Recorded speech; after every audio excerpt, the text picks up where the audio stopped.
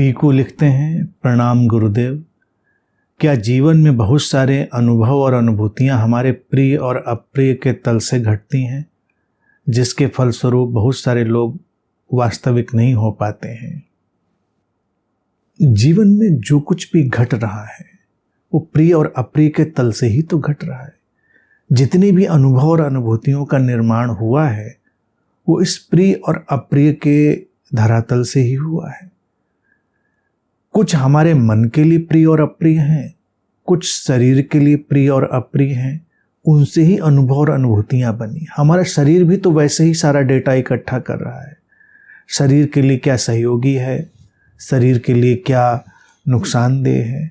इसीलिए जैसे जैसे जीवन विकसित होता है शरीर भी सीखता है संक्रमण से लड़ना, अलग अलग चीज़ों से निपटना। शरीर जीवित रहना चाहता है तो उसके लिए अप्रिय क्या है, वही अप्रिय है जो शरीर को नष्ट करेगा। तो शरीर उस पर अपनी कोई एक अनुभूति और अपना अनुभव बनाएगा, एक डेटाबेस बनाएगा, तो उसका अपना एक दायरा बनेगा। वही मन के साथ भी है।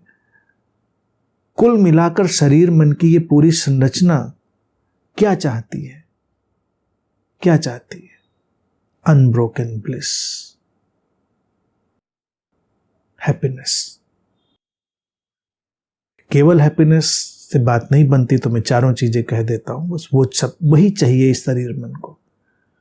उस स्थिति में वो प्रिय और अप्रिय के तटों से गुजरता हुआ अपने लिए ये चुन पाता है कि क्या सहयोगी है और क्या असहयोगी है। जीवन की नदी इसी द्वैत के किनारे से बह रही है।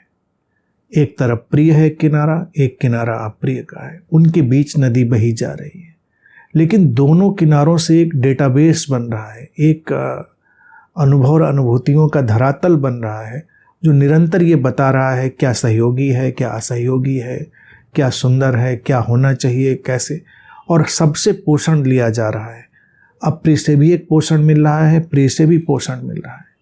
अप्रिय पोषण कैसे दे रहा है? क्योंकि अप्रिय बता रहा है कि ये हमारे जीवन की लय में बाधा की तरह है, तो हम फिर उस तरह से नहीं चलते। तो जो लोग लिखा है कि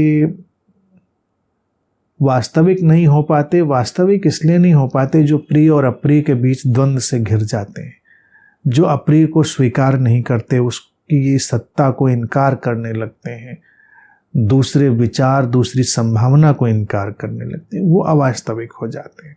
वास्तविक व्यक्ति वही होता है जो हमेशा अपने से विपरीत संभावना को भी, जो ये संभावना है इससे विपरीत संभावना को भी स्वीकार करता है, क्योंकि संभव है, ये हो सकता है, तो वो वास्तविक हो जाता है।